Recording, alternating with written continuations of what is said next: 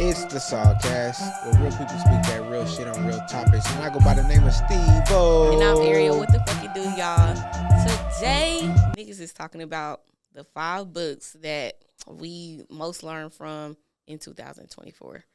Steven, did you do a lot of reading in 2024? 2024 year, I did a little decent amount. You know, I kind of said that I was gonna do a whole lot, but I did some reading. Yeah. Right, I did some reading. Did you do 10 books? What was your goal? Was it 10? My goal was probably 20. Damn, was it? My goal was probably 20. Niggas said like 2 books a month. And I probably 1.37 or something. You say 1.37 a month? Yeah. Can't read 1.37 books. 1. One a month, nigga. Nah, you did 12 books last year. 12 books, something like that. 15, 12 books last year. But like I had like a goal of like 20. And you did 15. Yeah. That's good. I probably only read like 8. I ain't gonna even stunt. But did you even have a goal? I started a lot. I probably started 15, but I probably finished 8 for sure. But did you even have a goal? Nah, I think I had a goal. I think my vision board had a goal on there, but okay. It wasn't like it wasn't a serious goal for me. You know. It wasn't. No. I started reading books because, well, I mean, I read books all the time, but I was reading books in overdrive for a purpose. Like, I have to have a purpose when I read. I can't just start reading books, like, because my brain worked too fast. I got too much. Especially last year, I had too much going on, and so like when I start a book, it has to be for a purpose. If I'm like, okay, this is for X, Y, and Z, then I can finish it. Versus leisurely reading is kind of hard for me. What about you? What makes you read? Like, what makes me read? Yeah. Interest. That's it. Curiosity. Because just recently I read the autobiography of Martin Luther King Jr. Oh, no. I've never picked a book up on Martin Luther King Jr. in my life. But you was reading 16, is it 1608? 1608? Was that the book called? 16. I know what you're talking about. It was like a historical kind. It was a historical book. So you do kind of read those, and then you read the Obama book and shit. So you do be historical. I mean, reading historical reading sometimes, but it was just recently Martin Luther King Jr. Day. So my coworker had an autobiography of Martin Luther King Jr. So I picked it up. Literally picked it up. I was like, I'll return it. I haven't. Just to let you know, when certain people say they're gonna return something, you shouldn't let them borrow it. This nigga, every time we like, this nigga, he do take books and just be having them. Like, it's like, hold on. Don't put my book on your bookshelf, bro. What book did you just take? What book did I take? That I had to come confiscate? What? Bro, you don't even remember. It's The Way of the Superior Man. I had to confiscate my book. Bro, from let her. me tell y'all something. Let me tell y'all something about this nigga. Let me tell you about something about this nigga. I think you left it in my house when you came. I left it. He left it at my crib and then I was coming to see him a week after. She finessed this me. nigga took it back after. No, I was there and then he came to see me a week after. He took the book a week after. I'm like, nigga, I didn't even get a chance to read the book yet. So I was probably I was probably 2 chapters in for this nigga took The Way of Superior Man. I'm like, I need to read this book. Ladies and gentlemen, I couldn't even read the book before he took it. So one thing I will be doing this weekend is taking that book back. So because this nigga don't I'll give this nigga a book and he can read it in 3. I'll give it to him for months. If I borrow this book from this nigga, 1 week tops. Bitch, read it or I'm taking it back. And it's like, it's a book this nigga already read. So it's like, why are you so in a hurry to get the book back? And then he's like, I'm about to read again. I'm like, for what, nigga? Because I'm reading it. But you know how that is when your older sibling like me and my little brother, he want to be like me. So she talking about taking my book, but I want to be like her. That's crazy work. Because as soon as I start reading it, you was too thirsty to get it back. Bro. And it's like, you didn't need the book. So when did you get it? I thought you was going to read it fast because it was a short read. So it wasn't a short. It was like 150 pages. It's like 250. He want me to blow through that bitch. I'm like, bro, I got shit going on. Do you want the podcast edited or not, bro? This nigga want me to blow through that shit. Anyways. Do you want the podcast marketed or not, bro? It don't matter. Nigga, this is the thing. You could put the marketing on autopilot. You wanna pick every day which videos you gonna do. You could autopilot this shit. Look here, bro. I can't autopilot editing. So that's all I'm saying. 5 books that were most essential to us. That nigga didn't even let me read this shit. I got 2. Now when I steal the book, what are your 5 books? What are your 5 books? Now that he gave the book, he gave it to me and took it back in a week, I'm gonna steal it next time. What are your 5 books? And I gotta reread it because when I read a book, shut the fuck up. When I read a book and I stop reading it, I gotta reread the book all the way over again. So now I gotta reread the 2 chapters that I already read because this nigga took it back. Anyway, go ahead. The 5 books. 5 books. Go ahead, Steve. You first, anyways. Please, god damn. She on my ass about this book. Let me He's say the power. He's a thiefer. I'm a thief of the night. I take anything but a pussy. But the power of the take your glasses off, Steve. I'm scared. Take them off, nigga. What's underneath the glasses, bro? The haters just go hate. You were so ready for your first book. Like I said, the power of the subconscious mind, bro. Okay. God damn, can I get to it? You want me to go first? Since you're not really prepared. Go ahead. Because you really was prepared earlier. Go ahead, bro.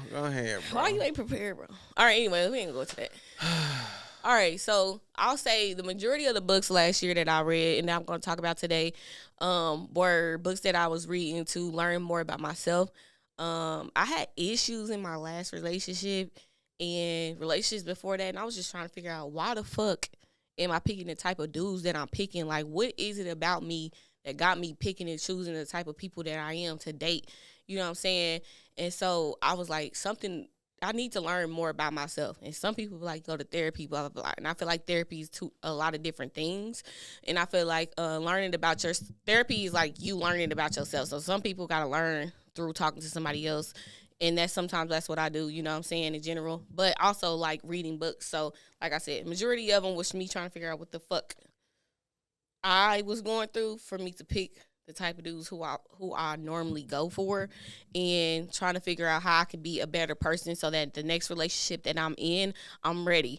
And I definitely have took time off dating too. Like, I'm not trying to date none of that because I want to make sure that I put my best foot forward the next time that I'm in a relationship. I thought I said that last time, but that's not what happened. So like I said, the books that I'm going to be talking about is kind of centered around that. So the first book, and I'll say my books are in order from more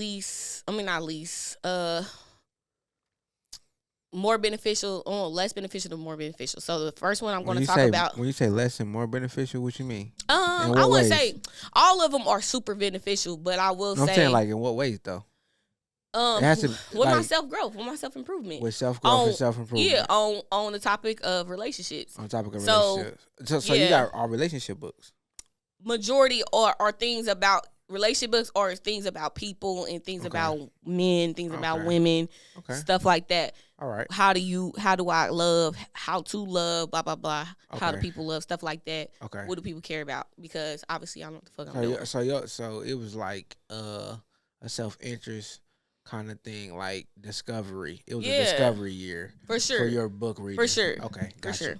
So my first one is The 5 Love Languages, and like I said, all of these books I learned something about myself with, but I feel like these 5 are the ones I learned the most about myself through, and these 5 have really changed the way that I looked at relationships and how I view the men and how I view my actions in the relationships. So I feel like I need to start at 5 Love Languages. The 5 Love Languages is a book by Gary Chapman, and it's about the 5 love languages, which is words of affirmation, acts of service, physical touch, quality time, and gifts. What are yours? So that's the thing. So when I first read the book, I thought my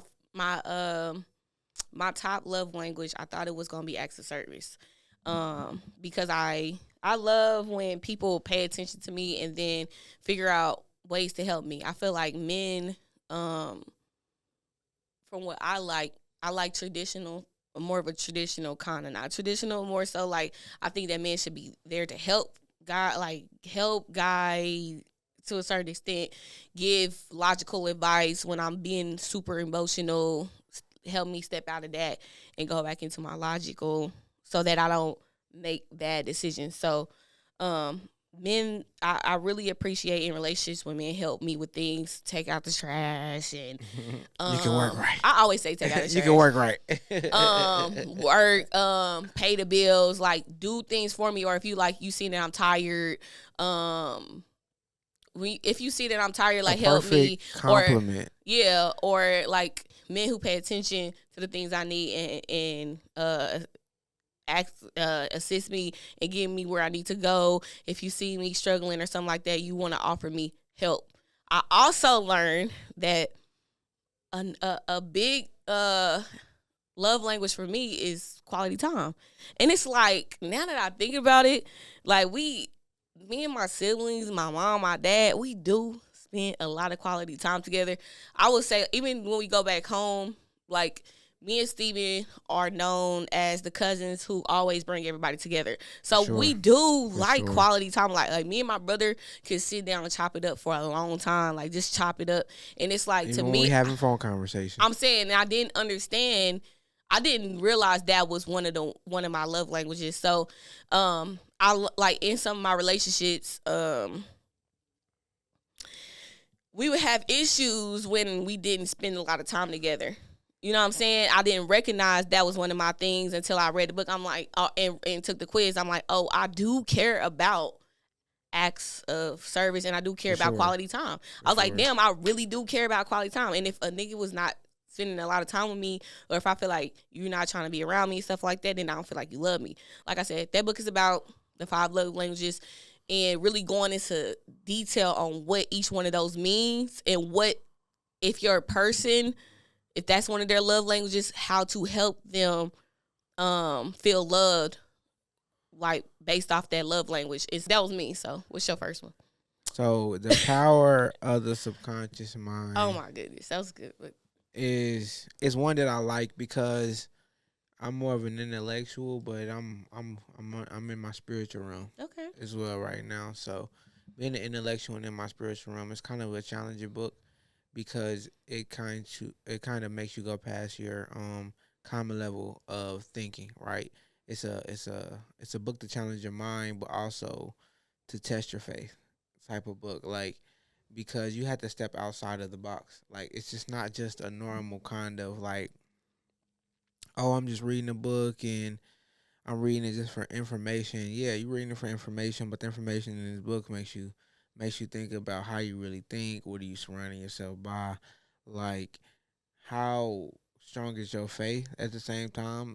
Because as you think, so will be, right? So, like, if you don't take a step back and think about, like, okay, a lot of the things that's happening, a lot of things that's going on, like, I have more control over my environment than I think, type of thing. So I like books to serve as a reminder of how I should be thinking, how I should be feeling every single day. So you should be thinking positively. You should be thinking upward progression, right? You should be thinking optimistically, right? Because we can get into this pessimism of the common reality that everybody shares, right? All the comparing that people do, all of the comparing that people do, all of the stress that people go through just on a day-to-day basis. Like, you got to tell yourself, I'm worthy, I'm worth it. Like, I'm here for a reason. Every day you wake up, you got to make it a better day. Every day you wake up, you got to be thinking like, okay, what's the positives of today, right? What's the positives of this scenario, right? You don't take losses, you learn lessons, type of shit. And so I kind of like that book for that reason. And one thing that stood out in that book to me was, like I said, I kind of mentioned it, but it's like we don't have control over what happens to us, right? But how you think about what happened to you can control the way you react to it. You know what I'm saying? Yeah. Because like, if something happens and then you like, what could I have learned from this? Opposed to like, oh fuck, what the fuck going on? it's a different mindset, right? So I like mindset books, intellectual books. That book kind of just brings you back down to ground zero and helps you think like, okay, the more positively I think every day, the more high my vibration is gonna go if you spiritual, or the more positively I think, the more optimistic I think, and the better my situation and outcome would be because I already thought it through in a positive way. Mm-hmm. So that's my first book. It's Okay. Power of the Subconscious Mind. It's kind of like one of those that I would say would be a book that I would take the fuck back if you don't read it too fast, because that's one of them that you gotta constantly just be reminding yourself on. Yeah, and that's also one of the books that that is my book that Steven still has and he hasn't returned, and he has have had that for like some months. And just so you guys, And this have is my second time reading it. Just so you guys have an example, like I'll give a nigga some time to read the book. Steven will not. No, I just told him that he too. still has the book to the point where he didn't read it twice. So you should maybe give me enough some more time to read mine. Thanks. Okay. My second book is for women only. It's by Shanti Fieldhand. That book is about what women don't know about men and how they think and how they view things, and it's about, I would say, is it the power of superior men? The way of the superior man. Okay, so for women only is like, if you read the way of a superior man, the superior man is trying to teach you how to be a superior man, teach you about superior men. The For women only teach you about how the average man thinks. You know what I'm saying? And every man starts off as an average man, then they get superior. You know what I'm saying? Everybody starts off average, and then it's up to you in life for where you gonna go below average, or you gonna go above average, or you gonna stay average, which average just means normal. So for women only is the reason why it's called for women only is because it's supposed to teach women. Like, men, it's not for men. It's just for women to learn about men and what they think. And it's a lot of things in there, or it's a lot of things as a woman that women might feel some type of way about when they read it, because it's like men are just like, they're gross. Like, they just like this and that. But she tries to explain it like, you know what I'm saying? Like, they do care about physical touch, sex, stuff like that. But this is why. You know, and so I read that book, of course, because I was trying to figure out, like, in my past relationships, it was like, so you just don't, like, you. Physical touch type stuff, right? That and the communication. The affection. Was it affection? I think I learned from that, it was more so, like you said, physical touch, but it was more like he was saying like how I was talking to him and stuff like that. And so sometimes when we got into an argument, it'll go farther. Yeah, he'd be like, well, now the way you talking to me is crazy.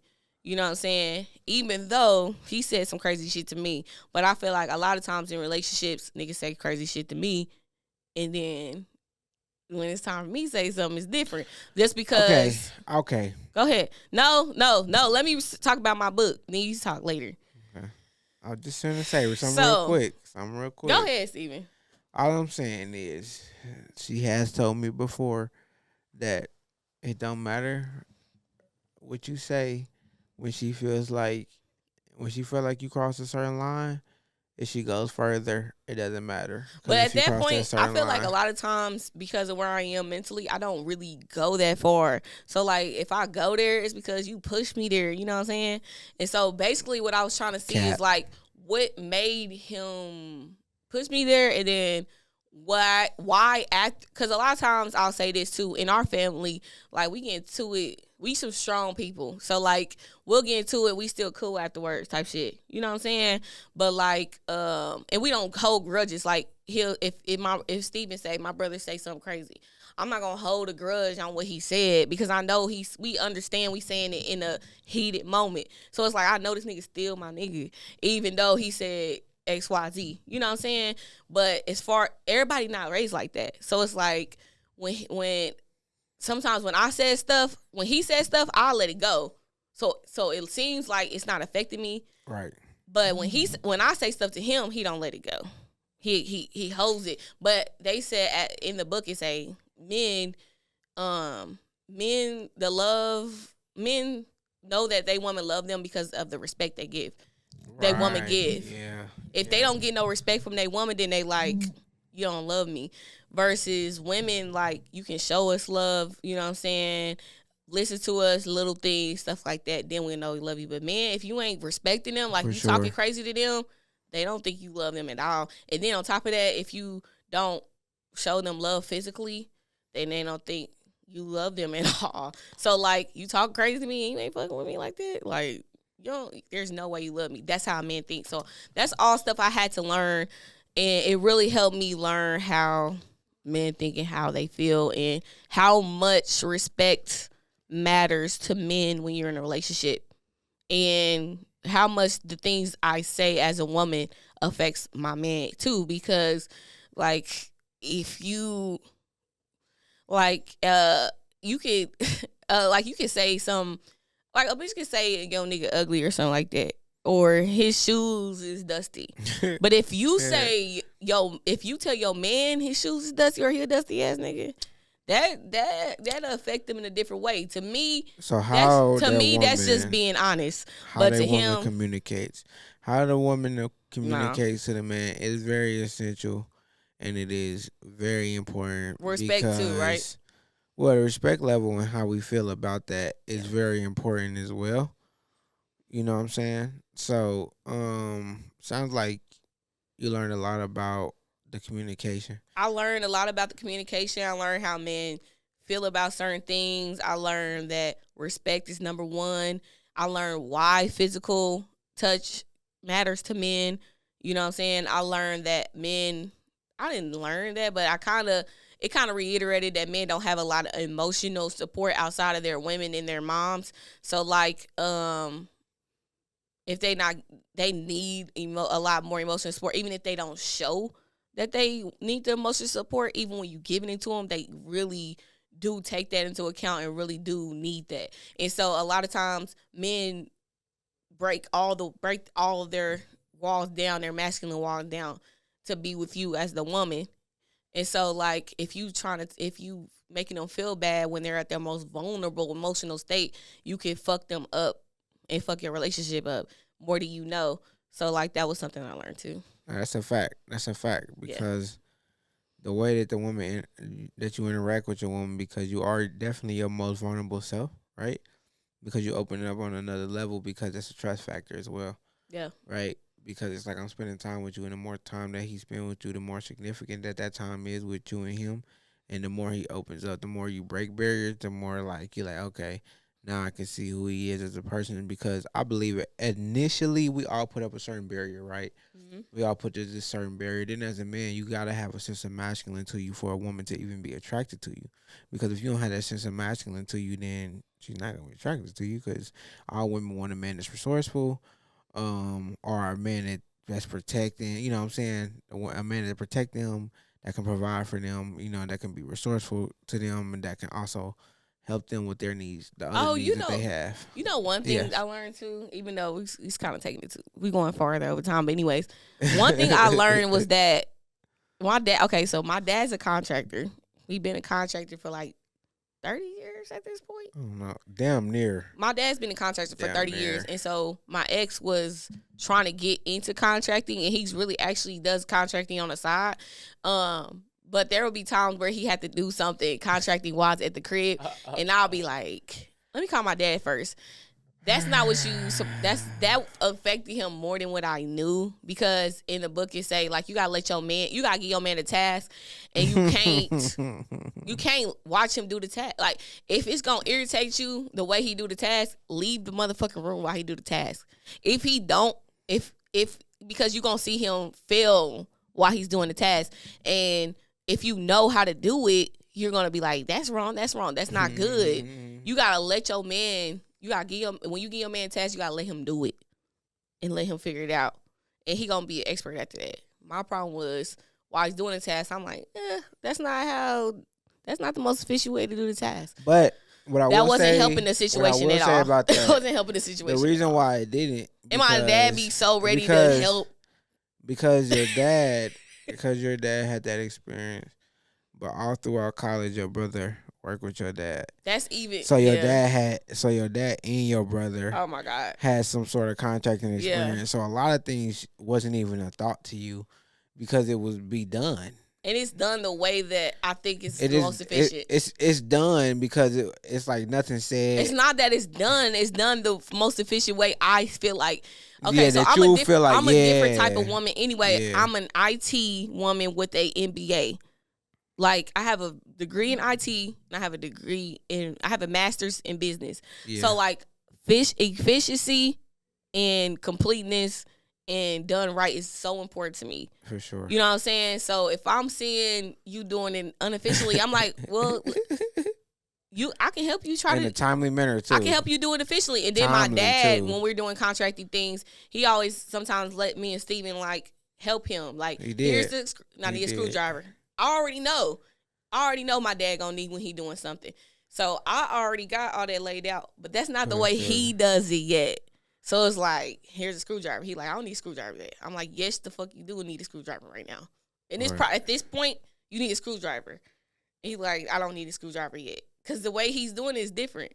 You know what I'm saying? So let your man do it and finish it on his own, and being like, I really trust him to do it. Well, that really shows him that you trust him to do it. You know what I'm saying? Sure. So that's what I learned. Go ahead, Steven. So for me, numero dos is The Millionaire Next Door, man. Oh, so The Millionaire such a good book. That's my book. It's such a like discipline oriented book. It's kind of like a reality book, right? Reality versus fiction, right? What you think versus what you believe versus what's actually out there, right? Because we always sometimes. Like I said, okay, so to scale it back, the reason why I like this book is because it lets you realize how far discipline can take you, right? But it's also like one of those books that it's like a planning book. The man who plans and the man who thinks ahead is the man that gets ahead, right? The reason why people plan so far in advance is because as life happens, it makes it a little bit more easier for you. Because if you plan 6 months in advance, whatever happens in that 6 months is going to be more kind of like copacetic for you in a sense. So when you plan in that 6 months, it's going to be more copacetic for you because it's just more free flowing. It's more like chill. It's more relaxed of a easygoing of a thing. Because once you plan everything out, once that unexpected happens, it's like, it's less stressful because you plan everything else out. Right. So now you can adjust better. Yeah. But it's like, it's definitely important and pivotal when it comes to that. Definitely important and pivotal when it comes to like the discipline level and like how much you have to be focused and how much you have to really want a goal. Yeah. Right? What I learned from that book, The Millionaire Next Door, is that like how to be free and be a millionaire, because like there's people that's millionaires that you don't even know is a millionaire. You know what I'm saying? It's not all about showing your wealth. Like, you can be a millionaire, nobody know. And that kind of taught me how to move with money freely. Because some people, black people with money, even the crazy part is like you'll see black people who may pass and then they'll have on all this designer shit, then they pass, they need GoFundMe for their funeral or something like that. You know what I'm saying? Bro. That to me is because, you know what I'm saying, it was flashy. I'm more so like I said, from that book I learned like how to move around with money and be free, because if something happened to me, I mean, you don't have to wear all this extra shit, but it's a lot. But on the flip side, it's a lot of black people who's not flashy, who you might look at and be like, he ain't got no money, but when something happened to them, they be straight. You don't see them missing a beat. You know what I'm saying? That's the type of black person or a millionaire that I wanted to be, and that's what I learned from that book. Yeah. So the millionaire the next door. But it also kind of like made you think in a sense, like, so with discipline and consistency and longevity can build wealth, but with grind, if you throw that grind in the middle, it can build that wealth a little faster. I feel like grind is consistency. Ain't that what grinding is? I mean, grinding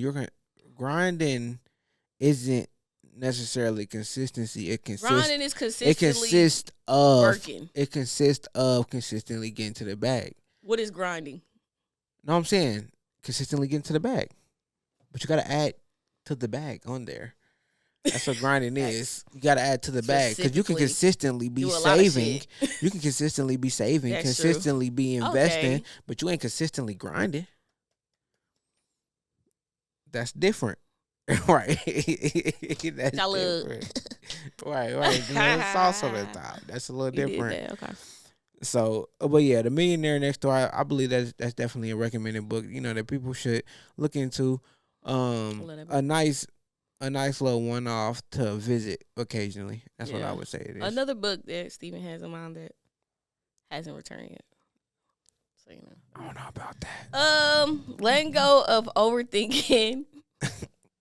My next one is Let Go of Overthinking in Relationships and Relationship Anxiety by Robert Charles. And letting go of overthinking relationships. I really overthink a lot. Like, I'm an analyst, if you guys don't know, by trade. So my job is to get to the bottom of every issue that we have in my department, and document it, write it down, and then learn from it so I don't make that mistake again. So in order for me to figure out why the problem happened, I gotta ask questions. I gotta figure out what the fuck happened. And so a lot of times in my relationships, when things happen, I'm like looking at a nigga like, why you do that? Like, what would make you do something like that? Not why you do that. Like, and a lot of times it don't even be like, it don't be what a nigga did or what somebody or what the man did. It be like, why did you even, like, what would cause you to even do that? Like, what about you would make you do something like that? You know what I'm saying? And then I feel like, I'll feel like, okay, what about you? Maybe you do something like that so that it don't happen again. And that's what I will learn. I was bringing my job home, but I will say, like, now, learning from that book is more so like the other book Steve read. You cannot change the way people move.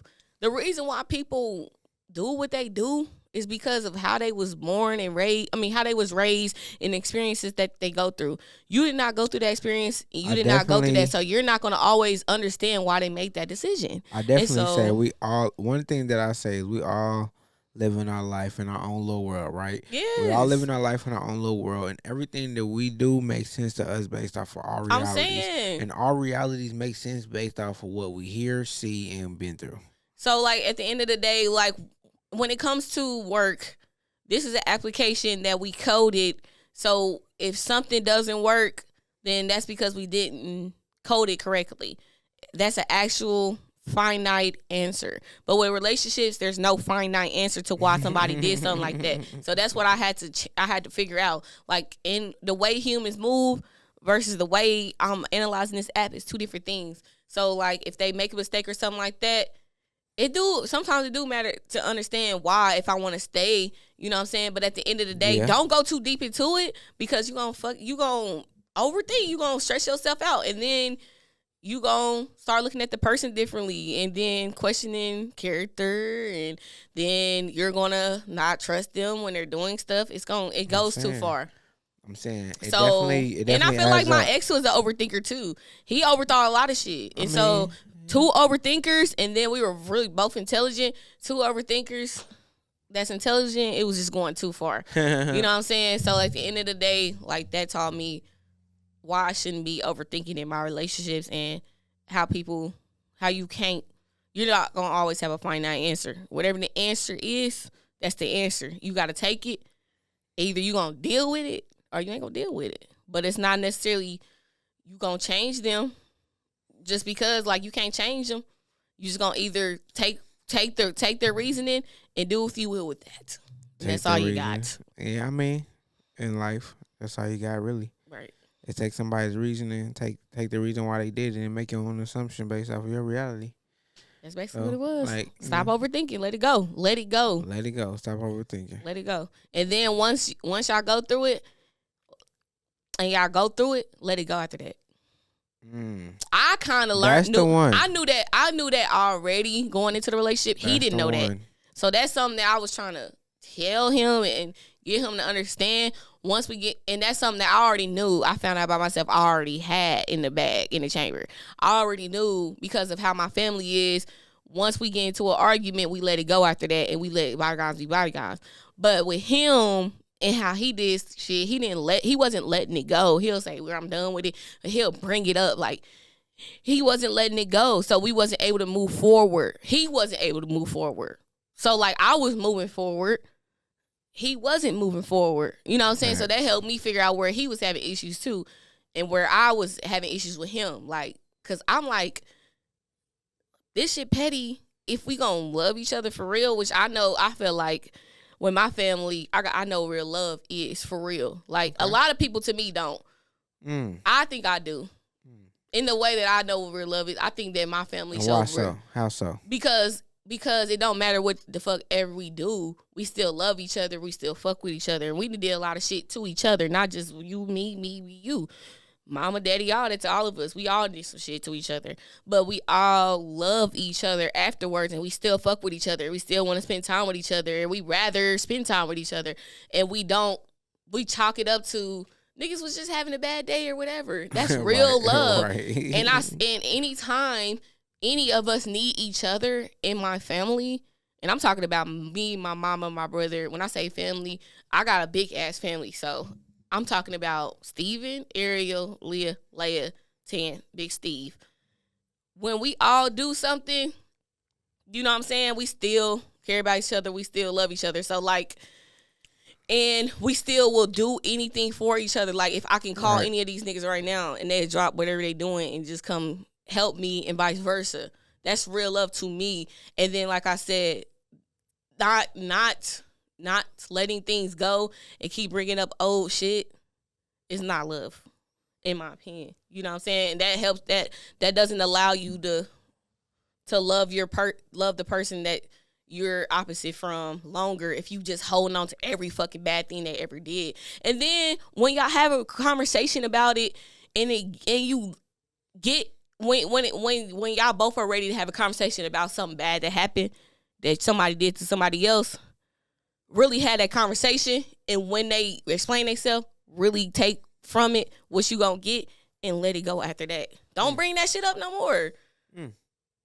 Interesting. And no. That's a very interesting. That's what I learned. Think piece from that one. Yeah. You know what I'm saying? Like your books are like, I don't know, because every time you go over one of your reviews, it just be like putting me in a thinking mode. Like, damn, like it put me in a like thought process. We like, finna be doing we do at the crib. She was doing some self discovery. I was last year for sure. That motherfucker was. I'm like, shit. For sure. I'm like, them not the books. Bro, I was not even on no apps, nothing. I said, I'm them not ain't dating the or books. nothing. I'm not even gonna try to date. Like I isolated myself. Everything. I'm not even gonna try to. Like somebody try to talk to me. No, I don't, because I need to figure out myself before it. I said them ain't the book. I said them ain't the books that I was reading, but that's a mentality that I was having. I was like, damn. I'm saying though, I wasn't reading them books, but I was coming to them same realizations. But we have conversations too. During our learning process, we still be having conversations as well. Yeah, for sure. But yeah, now I see what them motherfuckers span from. The coming technology, man. So, sorry. Coming technology, the coming wave. So artificial intelligence, quantum computing, and things of that nature were the focus of the emerging technologies of the coming wave, right? And that was just talking about how, you know, all the things of the future as far as concerning technology and the impact that they're going to have, like robotics as well, you know? So that's all that stuff is cool and everything, but at the same time, you got to think like one thing that I say is pay attention to movies, right? Because some movies they call them science fiction, right? They call it science fiction only because they don't have the data to back up the reality behind that cinema yet, right? So once they show you that movie, once they show you that cinema, then it's like, okay, we're gonna look at this, and then all of a sudden, similar stuff start coming out, like the artificial intelligence, right? And then some things like that, like have already been into existence. Like think about Siri. Siri's already been into existence. Like we always think, oh, this is some taboo ass shit. Like, not really. They just come into you with the second or third wave, right? Like the .com era. If we think about that, the internet, dial up, broadband internet. You know what I'm saying? The internet been out for a while. Now TikTok is a part of almost a lot of people's lives now, right? Like social media. Like everybody has 4, 5, 6 apps nowadays. And at one point in time that was taboo, right? Nobody had apps on their phone. You just had text messaging and calls, right? Mm-hmm. So we come a long way with a lot of things, but a lot of times I feel like we forget about how long it takes for certain technologies to actually become common in the everyday world. Yeah. So a lot of stuff they just showing you for the first time, and as things go on and on and on, and you get older, the new things do become more curious to you, and they become a little bit more interesting to you, right? But the artificial intelligence is just focusing on future technologies that are coming and things that have already been here that we just haven't thought of on the current level that they're being introduced. Okay, that's a good book. Yeah, yeah, for Sounds, sure. especially for IT sure. professionals. Like You know? if you are IT professional and you ain't paying attention to AI, then you gonna be behind. I mean, this hard. Like, I don't think as any IT professional and whatever you work in, artificial intelligence is there. Any person in life, artificial intelligence is there. What is Siri? Siri has been out for how long? Like, you know what I'm saying? Like chatbots. Chatbots on your let's say your insurance let's say for your insurance company. They say even when you call an 1-800 number and the first person you talk to is a robo agent. Robo agent. That was like one of the first forms of AI for sure. Bro, I'm saying like if they click two, send them here. Right. If they click one, send them there. The if then if else statements. If you got all that shit is. If then if else statement. Something. AI technology. That's the behind the AI technology. That's the basic code probably behind the AI technology. If then if else. If you're doing anything outside of just what we doing, yippity yapping right, to each other, yapping, facts. And you gotta do something to get something else, IT is evolved. I'm saying IT is involved now because for you to see this, IT had to be involved. I'm saying if you found us, IT had to be involved. Your algorithm. You didn't know who I was. If you didn't know who we was about 30 days ago, and now you know who I is now.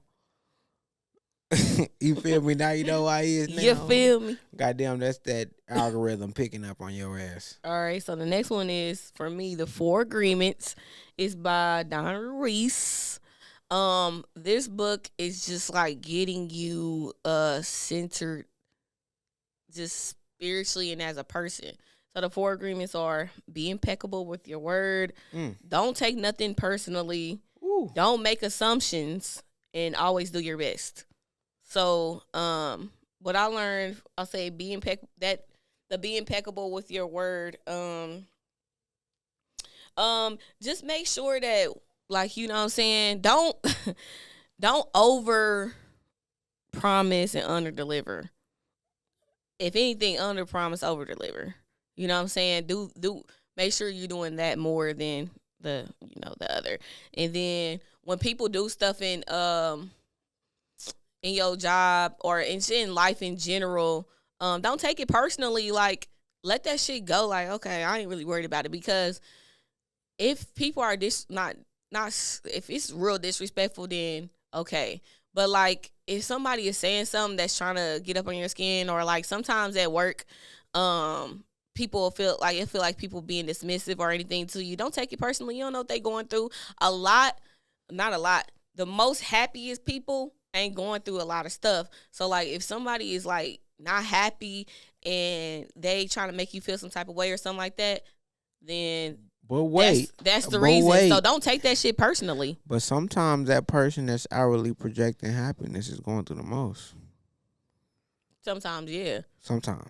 But I was more so saying in terms of don't take off the book, don't take anything personally. Gotcha. So I'm saying, like, if somebody's being rude or something to you on the sly, it's because they're probably going through something. So I try to at work incorporate. Like, it's times where people be pissing me off, but I'm like, I'm not going to take it personally because you're probably going through something. Facts. I'm not going through nothing, so I don't care. But at first I'll take it out. I'll go out of my way to make sure I correct your ass. You know what I'm saying? Now, I don't give a fuck. Like, if you being an asshole in an email or whatever, I don't care. I won't even email you back. You know what I'm saying? I ain't going to even give you that energy. It was one time I had a customer and they was being rude. And I was like, and I just didn't say, like, I answered their question, then they said something rude back. And I was like, I just left it alone. Then that customer came back and apologized. I still didn't say shit back. But I'm saying, I didn't take it personally. He must have been going through something that day. Right. You know what I'm saying? That was what I got from that lesson. And then don't make assumptions. Don't just assume people are. That's probably a big thing for me in my life in general. Just stop assuming that niggas is X, Y, and Z. That goes into overthinking to me. Because it's like, if you make that decision, I assume you're an idiot. You know what I'm saying? But it's like you can't just assume because people make decisions that you don't understand that a motherfucker's an idiot. You know what I'm saying? Instead of making that assumption that they're dumb, try to understand why they made that decision. If you can't, let this shit go, like they said. And then last one is always do your best. So like a lot of times when I'm in working and stuff like that, I feel like, okay, I don't think I'm doing that good at work and everything like that. But it's like, nigga, as long as you show up, it's niggas that don't show up. Like, if you show up and be positive, you're going to go so much farther. Like, you don't have to be perfect. Do your best. Do as good as you can. And that's good enough. Like, you don't have to be the best of the best. That don't matter. Like, the only people that care about incorporating that work is the people that's showing up and putting their best foot forward. If you make a mistake, they not tripping. They like, well, if Ariel make a mistake, she coming back tomorrow and it's the mistake gonna get fixed. Now, if you make a mistake and then you take off 2 weeks after that, they ain't gonna fuck with you for real. So like, you know what I'm saying? When you make your mistake, just make sure you like, oh, I made a mistake. Or sometimes I'll say that too. You don't even gotta. That's being impeccable with your word too. You only gotta say I made a mistake. You like, okay. Keep it flowing, keep it going. Right. If you make a mistake, be like, oh, well. Hey, if you make a mistake and you create the resolution after that mistake, don't nobody care. Right. You're the greatest thing since sliced bread. Yeah, and it might be somebody on the team like, you made a mistake. You be like, oh, I don't recall that mistake, but even if you did and you resolved that shit immediately, you good. Yeah. It don't matter. As long as you have a resolution to a lot of shit, it don't matter. Do your best. Just like even with jobs, like you looking at a job posting, you looking at all the requirements, like I don't got those requirements. Nigga, do your best to get your foot in the door. Make your best resume. Put your best foot forward and you can get the job. It's not necessarily always about being perfect or being the best or anything like that. It's about doing your best. So like when people are in interviews and stuff like that, you like practice for interviews and stuff like that. If you just go in there with a positive mind state and tell them that I'm really gonna try, I'm really gonna do my best. If anything, I'm gonna come in here and I'm gonna work every day. You know what I'm saying? I'm gonna make sure that I show up every day when you need me to. People is gonna hire you. You know what I'm saying? So that's what I learned from that book. I really like that book because it makes you understand that don't stop taking everything seriously. Everything ain't that deep. I might think something like, I'll be like, ugh, I was ugly as fuck on the podcast today. But really, right. I wasn't even ugly on the podcast. I'm just overthinking. I think nobody even cares. Like, it's like, oh, I looked at a hot mess. Right. Everybody gonna be like, you look a hot ass mess. Like, everybody living in their own world. They don't give a fuck about you for real like that. Not for real. Like, they care, but to an extent. I'm saying, to an extent. When they're watching the podcast, if it's Steven's friends, they not even looking at you. They looking at Steven. So it don't even matter. Like, you know what I'm saying? Like, you right. Like, damn, everybody looking at me, I look ugly. Like, no, they're not even looking at you. Right, or they're not looking at you to look at you to be attractive. Yeah. Right. They're looking at you to hear, they're just looking at you to hear what you gotta say. That's it. Like, people be overthinking me. And it's like, nobody cares. basically that's what the book say. Like nobody gives a fuck except for you. You live in your own world, so you care more about everything that you care about more than anybody else. Facts. So like you like, oh, I need to do this, I need to do that. Like nobody cares except for you. Yeah, you care good. the most You're for good. sure. At the most part. Yeah. By the most part. The 12-week year is the next one for me, man. This is a productivity book, right? The 12-week year. Quarter. That's if you want to break everything down, like your yearly goals and the quarters and your quarterly goals and the weekly goals. And then your weekly goals would be like daily, kind of like everyday check-ins kind of thing. So, it's just a way of breaking down success, right? And the people who are the most successful are the people who plan out the most. The people who every move that they have, they sit there and think about it, right? Because what you think, back to a lot of minds kind of go hand in hand with mindset in some type of way, right? Because you're planning, right? So a lot of times we have ideas, but a lot of people don't write their ideas down, right? Rather that be in a digital form where you're saving it in a cloud somewhere, to where you're saving it in a Google Drive somewhere. You creating that note and creating and then sharing it with somebody for collaboration ideas. Or you just putting it in a personal note. Like, are you just writing it in a journal? Like journals, the physical form isn't as popular nowadays as it used to be. But still writing your thoughts down could be a great first thing. And then when you elaborate, you can put it somewhere else, like on your iPad, on your laptop, in your notes somewhere, on a Google Drive somewhere. And then a lot of times when you come to planning things down, you're planning down your goals, right? You're planning down okay, so for me personally, like I have a financial plan that's a part of my 3-month goal. So the 12-week year, a part of my 12-week year, I have a financial goal. I have a physical fitness goal, and then I have like a financial goal. So I have like then I have a podcast. So there we go. Now that's my 3. My podcast goal for the 3 months, my financial goal for the 3 months, and my fitness goal for the 3 months. So you have weekly check-ins, you grade yourself, you score yourself, and based off your evaluation, you kind of say what I'm going to do next week, whatever I done great this week. And so it's a great reminder because it keeps you on point with everything. And then you can evaluate each week by week basis. Like, I was bullshitting this week. Like, I really put some work in this week, what I got to work on next week. And then sometimes you adjust and change your goals because it's really made so weekly by weekly by weekly by weekly, you get a little bit better at what you're doing and you're improving a little bit more, or you just be a little bit more realistic with yourself, right? Because sometimes you just got to look at yourself in the mirror like, I'm bullshitting this week. I didn't have to do that shit sometimes when it's time for the evaluating the week. Like, damn, I'm bullshitting a little bit. This ain't like it's supposed to be. Like, I'm bullshitting a little bit. Hey, you tell me what I'm saying? I'm bullshitting a little. Hold on. Don't you ever say that, money. Because sometimes you be bullshitting a little bit. You got to reevaluate. You know what I'm saying? So you got to look in the mirror and let yourself know, hey, I ain't do as much as this or as that I need to do. But at the same time, it's just kind of like a great detailed description of what you're going to do in the future and to keep yourself honest. So that's yeah, I think that we've implemented the 12-week year into our podcast, and I think that's why we're more consistent. As you guys are saying, we have more episodes coming out like more consistently because we planned quarters in advance. You know what I'm saying? So we already know what we coming in here. When we shooting, we already know what we talk about.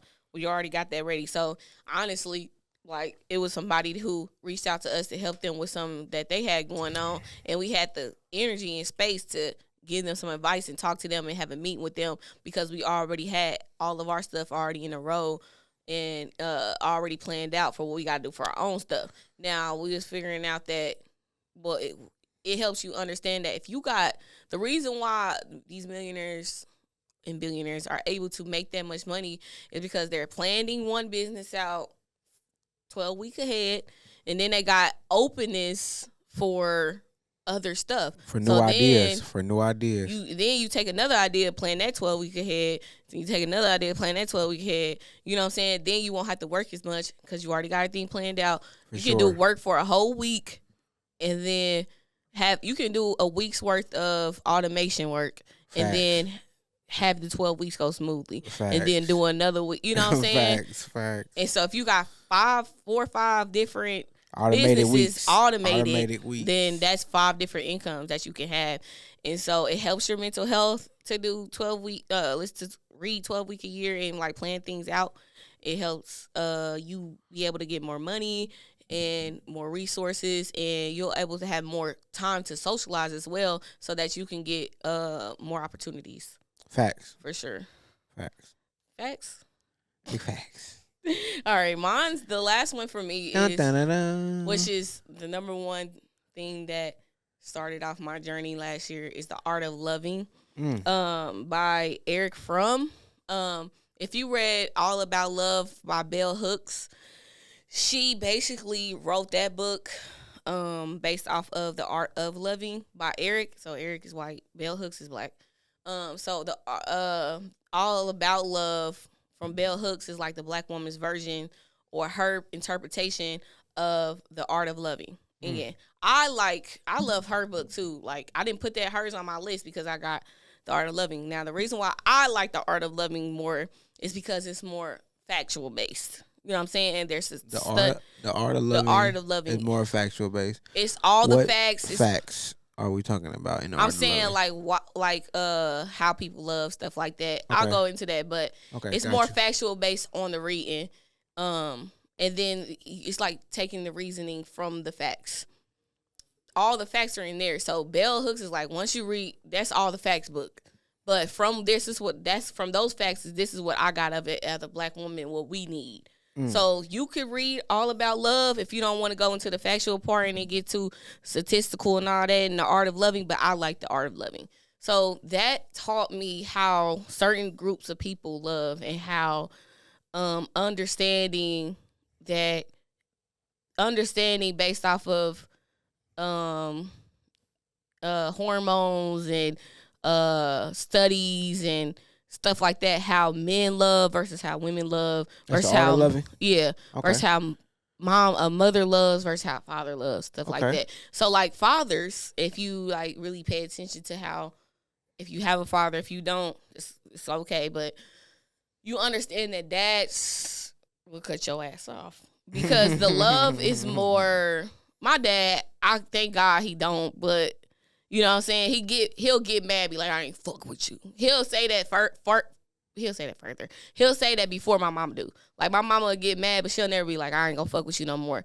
It's some people's dads, and dads in general, fuck it. Yeah, dads in general, when they get mad at you, be like, I ain't fuck with your ass no more. For sure. And it's like they more so faster to say that because they didn't carry you in their womb. They don't have the capacity to carry a human being inside of them. It's a different type of feeling when you grow something inside of you and you have to, and that needs you to fucking survive, versus I know my seed is what produced that human look like me, it act like me and everything. Like the dads, once you start looking like the dad, once you start doing things like the dad, then he understands that, oh, this is mine.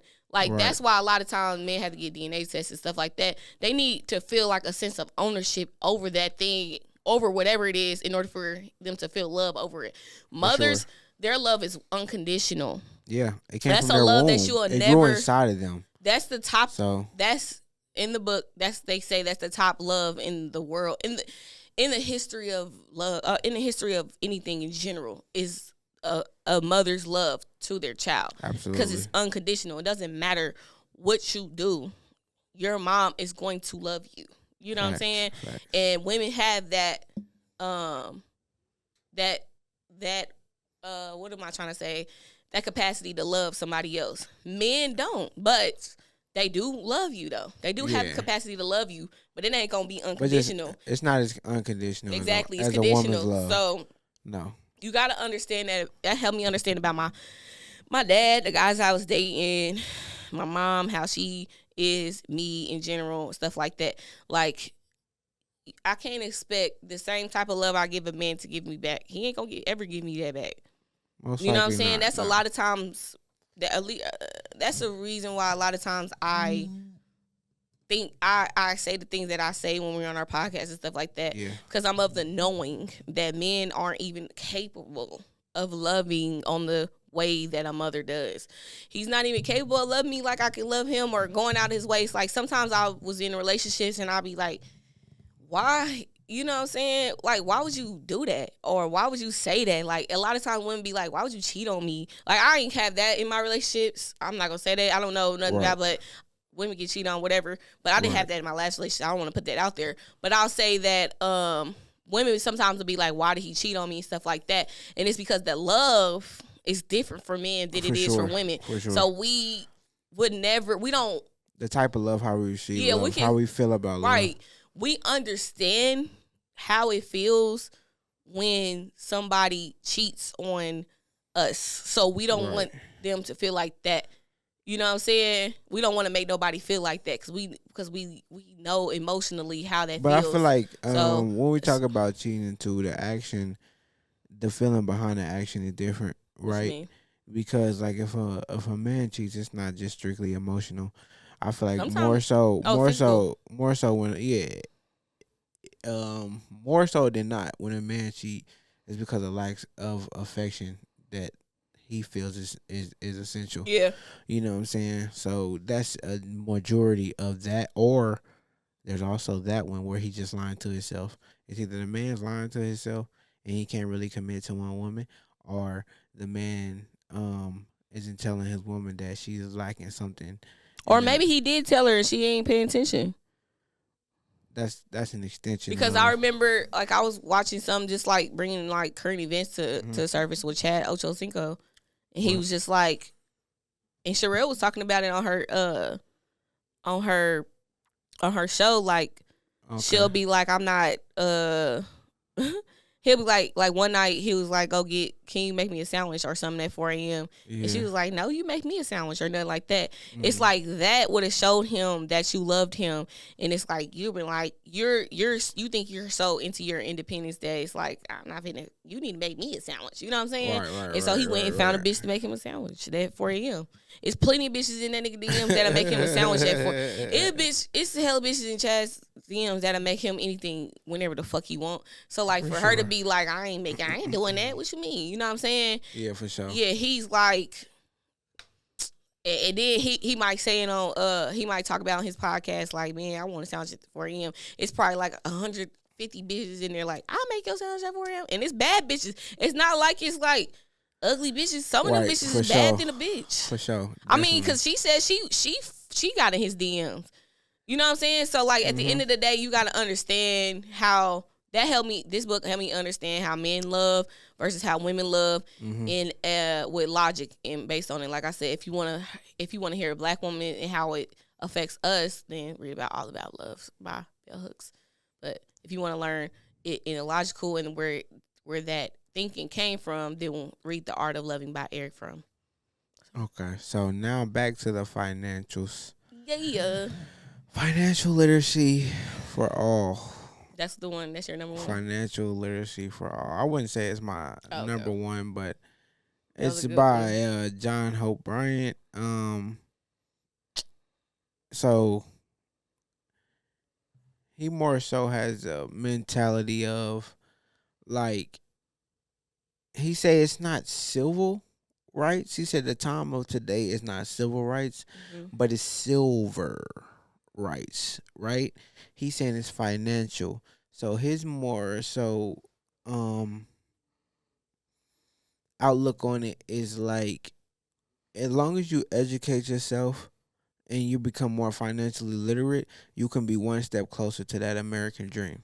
And that's what he believes. And I believe that, you know, it's not like civil rights are not a thing anymore. It's not like we're going to put that on the back street, but there's also like there's just as much emphasis that needs to be placed on financial literacy as there should be on racial, ethnic issues and dilemmas within a socio-economic status. Okay. Right? Because, I mean, with the socio-economic climate, right? Because I feel like everybody wants to talk about the civil rights so much, but we don't talk about like we want to talk about race and all of that stuff and gender and all that stuff. Let's talk about finances, right? So it kind of gets us back to like the financial tip, like educate yourself on finances, budget your money properly, don't overspend, don't get in debt, check your credit score, get your credit right, everything like that of that nature. But I will say this, that I understand why some people are like how they are, because some people just haven't adjusted with the times. Right? I feel like especially the older you get, the like when they say you stuck in your ways, that's only because like I don't always update my phone, right? Like as an IT person, like I know like yeah, I should update my phone, but I don't always update my phone, right? But as a person, a lot of times in reality, some people don't update their mentality. They don't update their mindset, right? They don't adjust to the current financial climate. So they're still living like they could have lived 20 years ago. You can't live the same way that you lived 20 years ago. You got to adjust. You got to update your mentality. You got to update with the current technology. You got to update with the current flow of government. You got to update with the current economy. So a lot of times that's what a thing that we don't really think about is updating the way we think, the way we feel about the current technologies, about the current issues, about the current economic climate of the environment. So he kind of thinks on a way of education. And I do believe that, you know what I'm saying, to an extent, for sure, that we have to educate ourselves. And I do know for sure that more people gamble than they invest, that I would like to see invest. And I'm like, y'all gambling so much, you might as well just invest a lot of that money. And they don't even know that what they returns be on that gambling. They don't even be wanting to look half the time. I'll be like, hey, let me see what y'all doing with that gambling, like, and then they might bet a whole lot, but then they might win big twice and think that they up. You know what I'm saying? Like that shit is a new lottery. Yeah. The gambling is a new lottery.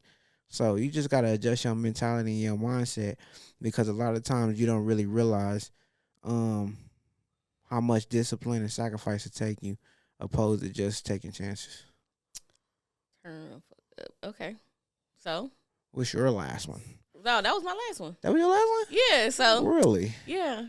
So I feel like your year is like based on financial literacy and like changing your mindset for sure to be more successful or to be more financially successful. I'll say for sure.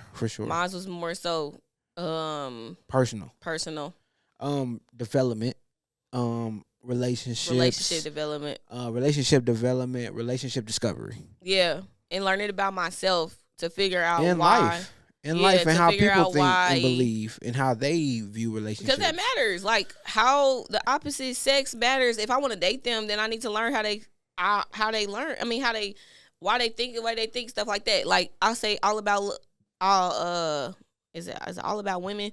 Like a lot of what she was saying was that women think that we know men, and we do. Like, but when we was reading that, I was learning stuff. I was like, okay. For sure. Even though I know men, but I didn't know stuff. I think it's more so we know men, but we don't know how serious some shit is that they take shit to us. Yeah. Yeah, like a lot of shit is more serious to them than we think to us, or we like, oh, they care about that, but that shit for real, like that shit matters. Respect matters to a man for real.